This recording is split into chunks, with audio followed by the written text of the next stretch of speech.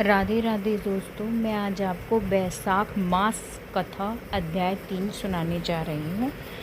तो श्री विष्णु जी के चरणों का ध्यान करते हुए हम ये बैसाख मास कथा आरंभ करते हैं। जो मनुष्य वैशाख मास में ब्राह्मणों को सुंदर चारपाई का दान करता है और उस पर सोए हुए ब्राह्मणों को हवा करता है, तो संपूर्ण धर्मों के साधन से उसका शरीर निरोग रहता है। वह योगियों से भी दुर्लभ मोक्ष पद को प्राप्त होता है। उसके पाप ऐसे ही जल जाते हैं जैसे अग्नि के स्पर्श से कपूर। उस पलंग पर ब्राह्मण के सोने से जीवन भर के जाने व अनजाने पाप नाश हो जाते हैं। वह इस जन्म में सुखों को भोगता है, उनके कुल की भी वृद्धि होती है, यश और धैर्य मिलता है।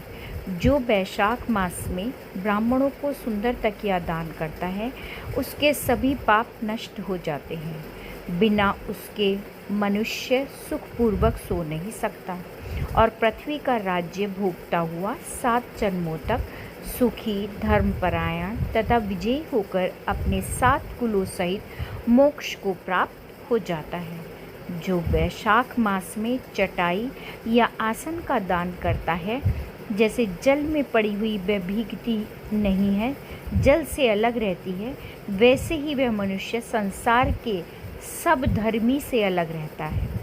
चटाई तथा आसन देने वाला पुरुष आसन और शैया पर बैठकर सुख भोगता है। जो कुमकुम का दान करता है, वह सार्वभौम राजा होता है।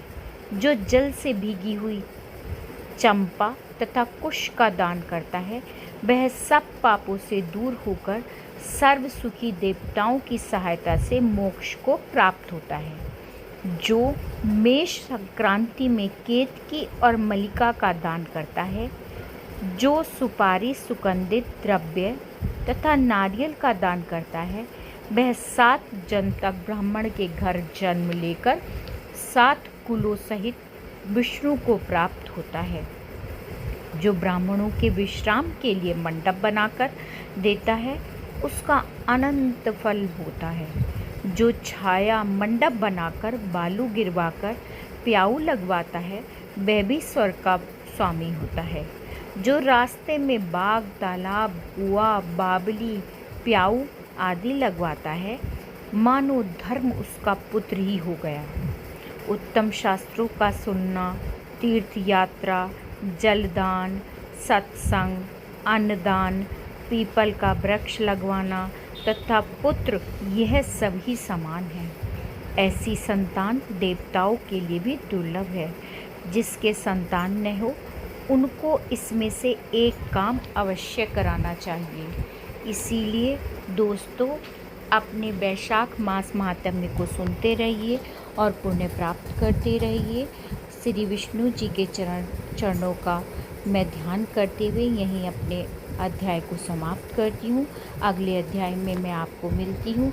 तब तक के लिए मेरे चैनल को सब्सक्राइब करना ना भूलें। राधे राधे।